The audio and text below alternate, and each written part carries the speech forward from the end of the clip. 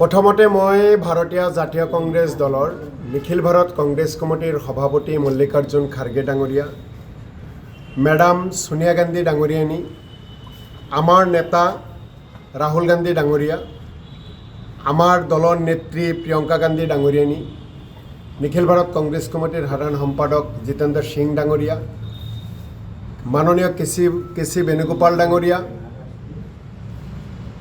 ছত্তীশগড়ৰ প্ৰাক্তন মুখ্যমন্ত্ৰী ভূপেশ বাগল ডাঙৰীয়া, কৰ্ণাটকৰ উপ মুখ্যমন্ত্ৰী DK শিৱকুমাৰ ডাঙৰীয়া, আমাৰ অসমৰ তত্ত্বাৱধায়ক AICC ছেক্ৰেটাৰী পৃথ্বীৰাজ সাথে ডাঙৰীয়া, ছেক্ৰেটাৰী ইনচাৰ্জ বিকাশ উপাধ্যায় ডাঙৰীয়া, আমাৰ বৰপেটা জিলাৰ স্ক্ৰিনিং কমিটিৰ সদস্য হিচাপে দায়িত্ব পালন কৰা মাননীয় MP উল্কা ডাঙৰীয়া, অসম প্ৰদেশ কংগ্ৰেছ কমিটিৰ মাননীয় সভাপতি গৌৰৱ গগৈ ডাঙৰীয়া, আমাৰ বিৰোধী দলৰ দলপতি দেৱব্ৰত শইকীয়া ডাঙৰীয়া আৰু কংগ্ৰেছ দলৰ সকলো জ্যেষ্ঠ নেতৃবৰ্গক মই মোৰ তৰফৰ পৰা আন্তৰিক ধন্যবাদ আৰু কৃতজ্ঞতা জনাইছোঁ।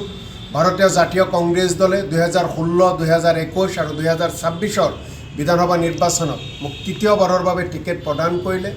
এয়া দলে মোৰ প্ৰতি যিখিনি সন্মান দিলে, মোক যিখিনি দায়িত্ব দিলে, আহি থকা সময়খিনিত ভাৰতীয় জাতীয় কংগ্ৰেছ দলৰ এজন কৰ্মী হিচাপে ভাৰতীয় জাতীয় কংগ্ৰেছ দলক শক্তিশালী কৰি ভাৰতীয় জাতীয় কংগ্ৰেছৰ জৰিয়তে অসম মাতৃক, অসমৰ সন্মানীয় ৰাইজসকলক, অসমীয়া জাতিক আৰু সমগ্ৰ ভাৰতবৰ্ষক সেৱা কৰাৰ কাৰণে আহি থকা দিনত কাম কৰাৰ এই মুহূৰ্তত মই সংকল্পবদ্ধ হ'লোঁ।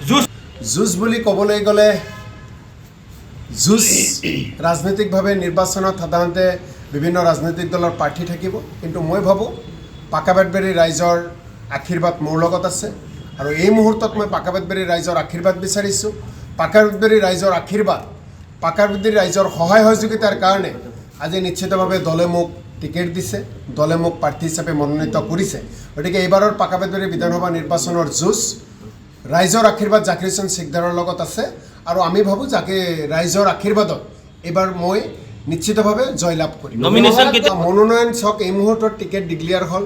আমাৰ দলৰ জিলা কংগ্ৰেছ কমিটি আছে, ব্লক কংগ্ৰেছ কমিটি আছে, মণ্ডল কংগ্ৰেছ কমিটি আছে, বুথ কমিটি আছে, NSY, মহিলা কংগ্ৰেছ, সেৱা দল, আমাৰ যুৱ কংগ্ৰেছ, বিভিন্ন চেল ডিপাৰ্টমেণ্ট, কংগ্ৰেছ দলৰ শুভাকাংক্ষী, মোক ভাল পোৱা সন্মানীয় শুভাকাংক্ষীসকল আছে। সকলোৰ লগত কথা পাতি অহাকালিৰ ভিতৰত মনোনয়ন পত্ৰ কেতিয়া দিম, দিন বাৰ ঠিক কৰিম।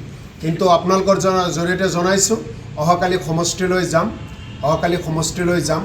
অহাকালি শুক্ৰবাৰ জুম্মাৰ নামাজ পঢ়ি সমষ্টিৰ ৰাইজৰ মাজলৈ আশীৰ্বাদ বিচাৰি ৰাইজৰ মাজলৈ যাম।